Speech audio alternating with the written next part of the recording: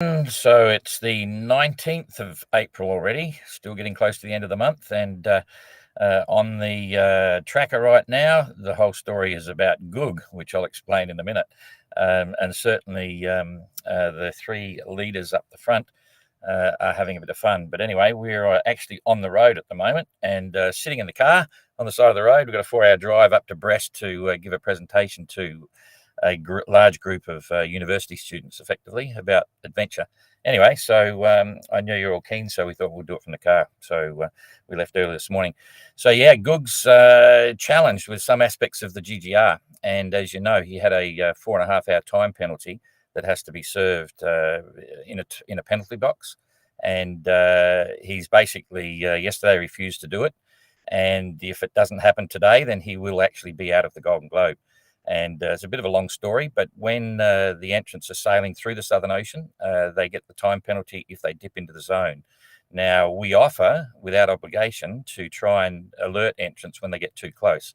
And the reason we do it without obligation is because we're not always there and little things can surprise us and, we may miss it. That's why we make it very clear at all the briefings and so on that these little pieces of assistance, if we can, effectively.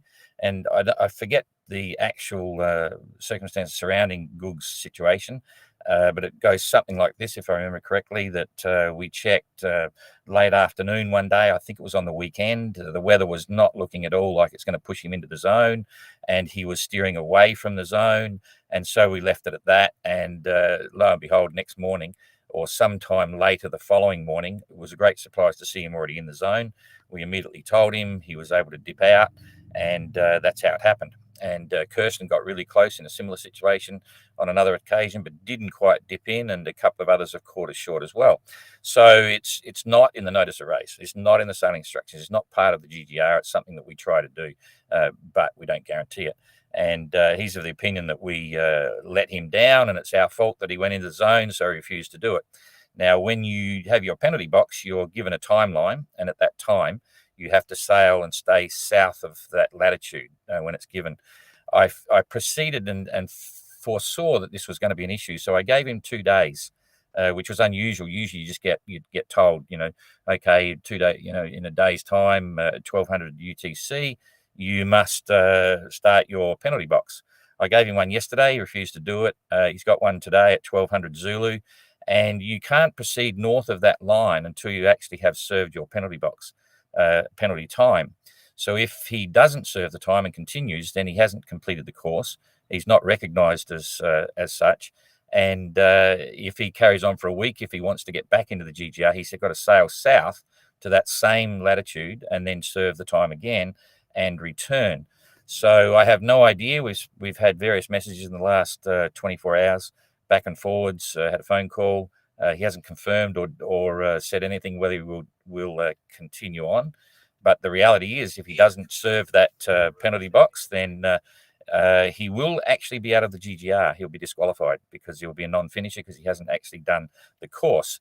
So not disqualified immediately, but when we see him carrying on, then it means he's not doing the box, and he's basically he's just in limbo in the course, effectively. So keep your fingers crossed.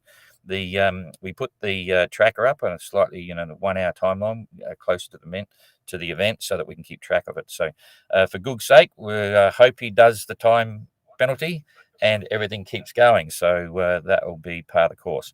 Anyway, back to the tracker here, and we'll have a look at what's going on with Jeremy first. Oop, hang on. There we go. Okay. So Jeremy currently is doing 3.9 knots. It's pretty much as we saw it yesterday. 103 nautical miles in the day. That's not too bad. He's heading straight for the bridge across the doldrums, which is a really good thing to do. And let's just see if it's going to hold there. We'll just see how it goes. We'll come forward a day. Okay, and it's still there, closed up again. So that's pretty good. So all of today, first 24 hours, it'll be pretty cool. And the next day, it's looking a bit wishy-washy. So he's definitely going to enter the zone of the doldrums, but he's got it simpler and easier than most. There's day 3. Yeah, that's pretty good. You can see there's plenty of breeze actually coming through. So I think he might get lucky and get a quick transit across the doldrums. There's day 4. Yeah, look, it's closed up. So Jeremy is looking absolutely fine. Bring it back here. We'll come to Captain Goog, and let's hope he does this penalty box. Doing 4.7 at the moment, 98 nautical miles, and that's pretty respectable. He's holding pretty high. You can see the gradient there coming from the northeast, and he's going due north. That's quite high, so he'll be bouncing around a bit. But the good news is when he stops, he can just drift, and he'll get blown away from the latitude. Latitude being a line, an east-west line here, and that line is defined at exactly 1200 Zulu or 1200 UTC today.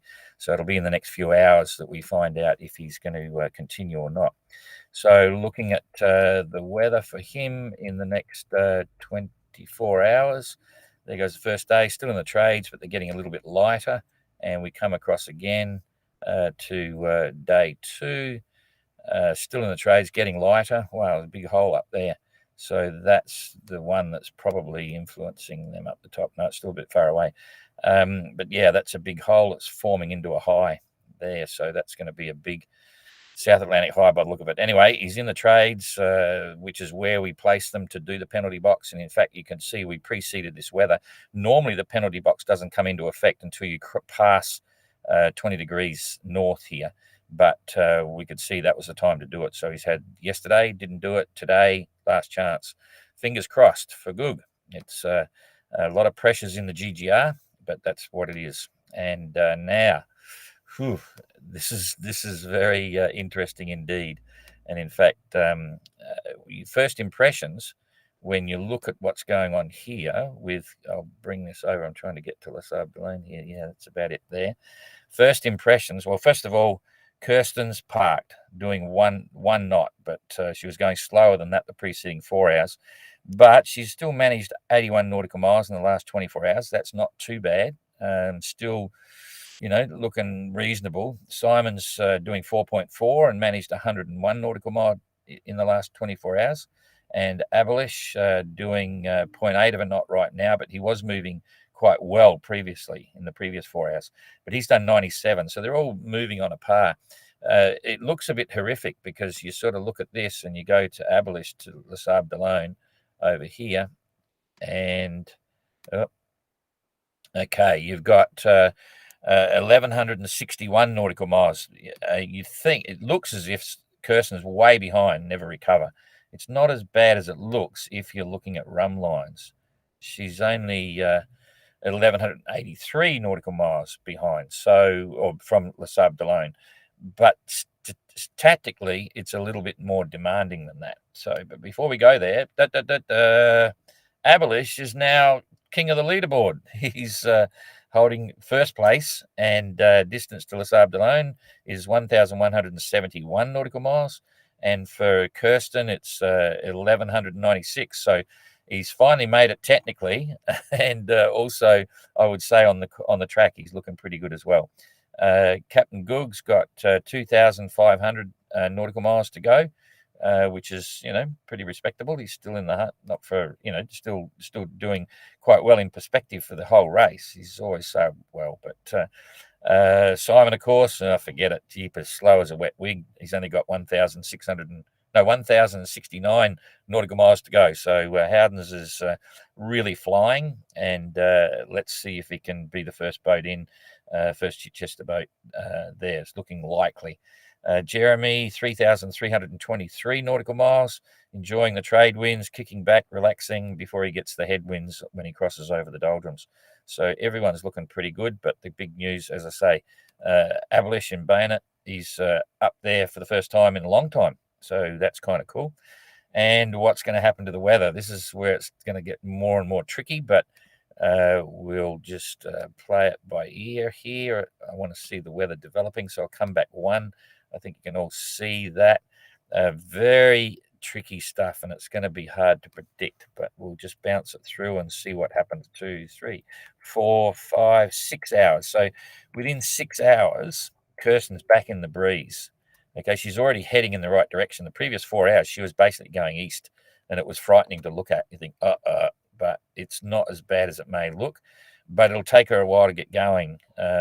Doing 1 knot now, over the next 6 hours, she's probably only going to do about 15 miles, but then she'll be right. She should be there, showing by that at the moment. Abelish, also, he's got all these calms around him, but I think he generally misses out on the calm winds and gets a breeze to keep sailing all the time. So whilst he stopped, I think he'll start moving in pretty quickly, but he's not going to get a big breakaway. It'll all be dependent on what's happening with the weather in the next little bit. So that was 6 hours. You can see now Abelish is picking up the breeze. I had a good look at the weather last night for Abelish to determine whether I needed to give them a weather alert. The same with Simon and so on, but we haven't. The forecast wind is well under 35 knots. They're going to get some solid breeze. Like there's a fair bit of breeze there, but it's all moving over them pretty quickly. So it'll just kick them along a bit. And they've handled a lot worse before. So they're not on a weather alert yet. And I'll next reassess Abelish. It's looking like the tough wind for Abelish might not kick in for another couple of days, but this is just solid breezes there. It keeps them all moving, but they've all got a breeze, and they can all keep moving in the right direction. This is all in the first 24 hours. There's 24 hours. So from there, where will they be? You can look at this and say, that's 190. It's a little bit small there. Let's just kick this up a bit. So Abelish is going to be down here somewhere, just riding that following breeze, giving him a good kick. And Kirsten's going to be up here somewhere, so nice breeze on the beam. Wherever she wants to go, she can go. If she decides she wants to head straight for Finisterre or something, she can head that way. If she wants to head up this way, she can. But she'll be past the Azores, and that's good. And now it's all about the next lot of weather patterns. And Simon's the same. You'll see him pale off and go wherever he wants to go. There's no headwinds or anything like that. So that's the first 24 hours. Now we'll come through to the second.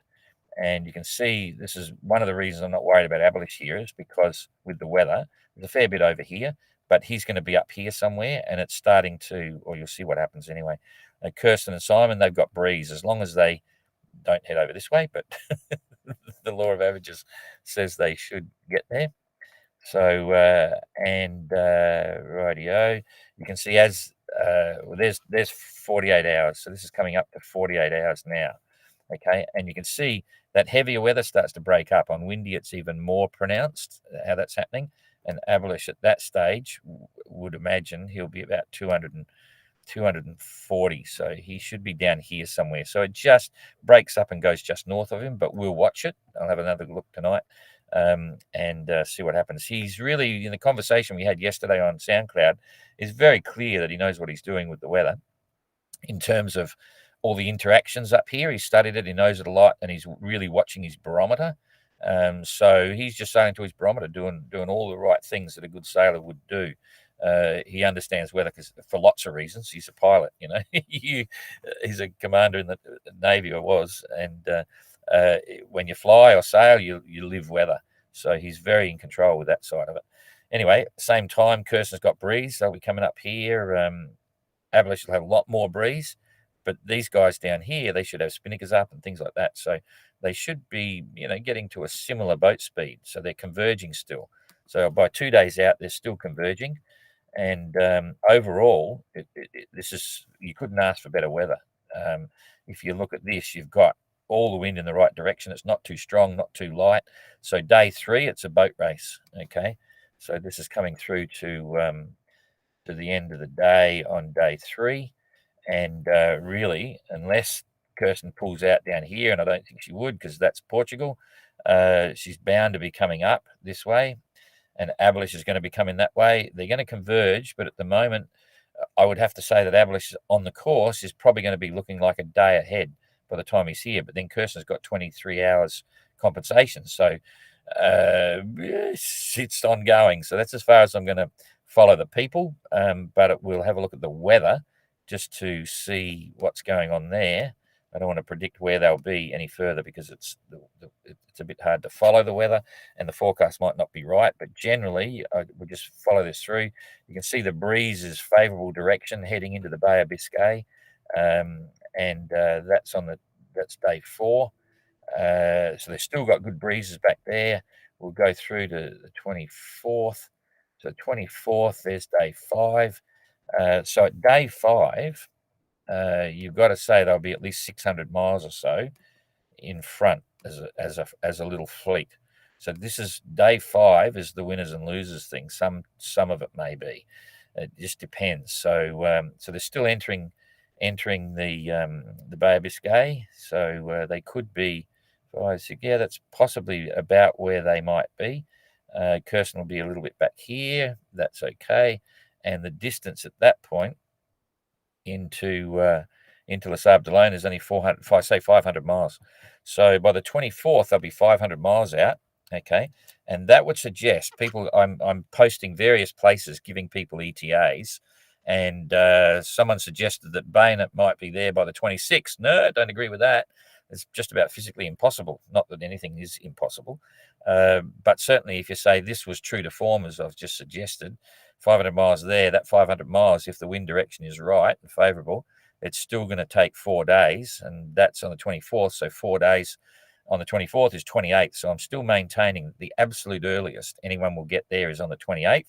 So if you're coming to Les Sables d'Olonne and want to meet the winner, try for the 28th. And it's more likely they'll probably be on the 30th, but we haven't looked at the weather entering the Biscay, which I'm about to do. So just hit that again. Boom. And we'll keep it going. So then what's happening, the weather goes a bit light and funny, and then see what happens here. We get the Chinese gambling come up. Don't believe me, I'm not a gambler, but cheapers. Now that won't go off. Why won't that go off? Gene. I can't get rid of it. There we go. Okay. So here's the first complication that'll slow them down that last little bit. If they were making that progress, they've got winds that are going to be contrary to where they want to go a little bit, makes it forward of the beam and quite challenging, but generally it's not too bad. It's going light, but it's still favorable. It's reaching, going light. So this is on the 26th. That'll slow them down. That's on the 27th, slow them down. So that's why I doubt now you've got headwinds. This is on the 27th, so that'll slow them down. That's why I'm saying that I doubt it'll be anywhere near the 28th. Here you've got, as you get close, again, little headwinds as the breeze coming off the land here. Biscay's got its own weather. So the 30th to me is still more or less like a realistic projection. So that's about it. We're going to get underway in a minute. So thanks for that. And keep your fingers crossed for Goog. He'll be out of the game if he doesn't do it at 1200 Zulu. So hopefully you see his track turned down, and we'll then see we'll then have at least 3 finishes. So all good. Thanks for that, and we will see you tomorrow.